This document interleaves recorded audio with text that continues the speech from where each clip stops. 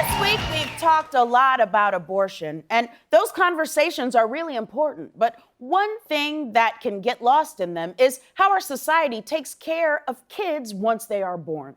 Because sometimes the system that's supposed to care for our most vulnerable children actually hurts them more.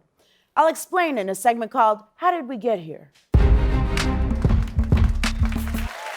Tonight, we're going to talk about foster care. So just so we're all on the same page, foster care is when, for any number of reasons, a kid is cared for by the state instead of by their parents. Foster care is not a secret system to care for the safety and security of Broadway legend Sutton Foster. Now, foster care is important. We need a child welfare system to take kids out of dangerous and abusive homes and keep them safe. But it's also important to point out that the system is not the same for everyone. For example, in Los Angeles County, Black kids account for only 7% of the population, but are 24% of child welfare services population, which is insane. Black people haven't been this overrepresented since TV shows figured out they could cast us as therapists. 500 Black therapists on TV, 3 in real life. Now, those numbers mean there are a lot of Black kids who are being taken from their families. And removing Black people from their homes obviously isn't new to America. It's the foundation of slavery and also what happens early on in most seasons of The Bachelor. Girl, you were never gonna get to stay in that house.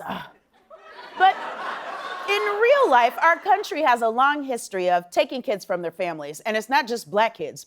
All the way back to the late 1800s, hundreds of thousands of Native Americans and indigenous children were taken from their homes so that they could be, quote unquote, civilized by white people. Now, just a reminder, in the 1800s, white people were forcing women to wear these. Also, in the 1800s, a white guy, and I swear I'm not making this up, patented this actual mousetrap with a loaded gun. That's real. So, honestly, civilized white people had so many bad ideas, it's amazing there are any left. Now, the trend of taking away Native kids to live with white people continued for decades. In studies from 1969 and 1974, the Association on American Indian Affairs found that 25 to 35% of all Native children had been separated from their families and put into the foster care system or adopted. And 90% were placed in non-Indian homes, and that's just horrifying. Uprooting a kid and placing them with someone of a totally different background should be a last resort, unless that kid is a scrappy redheaded orphan. She'll do fine, and she'll make you realize you're in love with your secretary. Now, part of you might be saying, hey, maybe these Native kids were actually sent to places that were safer.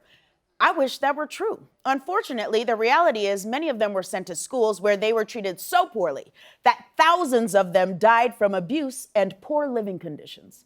The last of those schools didn't close until the late 1990s, which is shocking. I thought the worst thing happening in the 90s was Blues Traveler. That shit was fine for like 1 or 2 songs, but this band went on multiple tours, and that is unacceptable.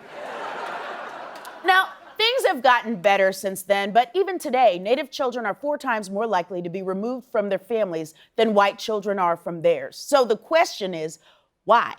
Why are Black and Native children being removed from their homes so much more than white kids? Well, the first reason is easy.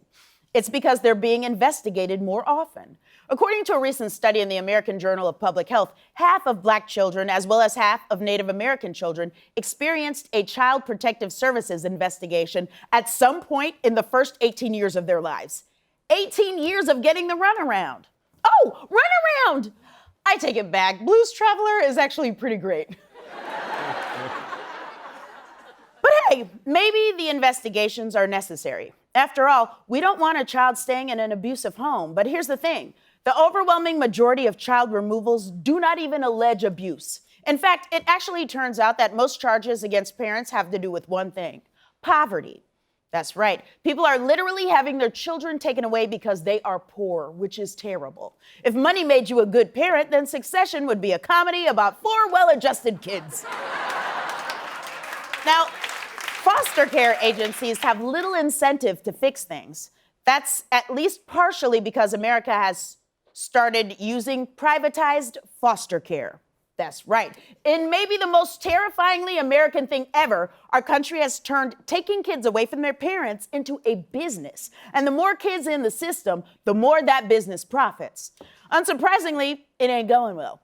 A bipartisan congressional report found that for-profit foster care agencies had, quote, abuse, neglect, and system failures at every level, which, by the way, is also the official slogan for the Catholic Church.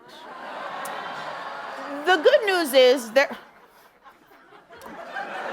Everybody went, oh. I see. I remember what you're talking about. The good news is there are some solutions. Counties in California and New York have been trying something called a blind removal program. And no, it's not to remove the blinds from your white neighbor that she uses to peek through while she's calling the police. Looks like they're having some sort of cookout, and they're using a suspicious substance called seasoning. I'm gonna call 911. Blind removal is actually a program where caseworkers don't disclose the race of a family when making decisions about whether or not to remove the children. And so far, it seems to help out a lot. New York's Nassau County reported that 5 years after removing race from the deliberations, 21% of children in foster care were Black, compared with 57% before blind removal, which makes it pretty clear that a whole lot of Black kids were being removed from their homes for no other reason than the fact that they were Black. The fact is, we need to find a way to protect Black and Native kids from abuse while also removing the bias from the system. Now, that means taking race out of the equation and also telling our government to stop the privatization of foster care. Oh, and last but not least, we need to get some more Black therapists because these kids are gonna need them. This has been How Did We Get Here?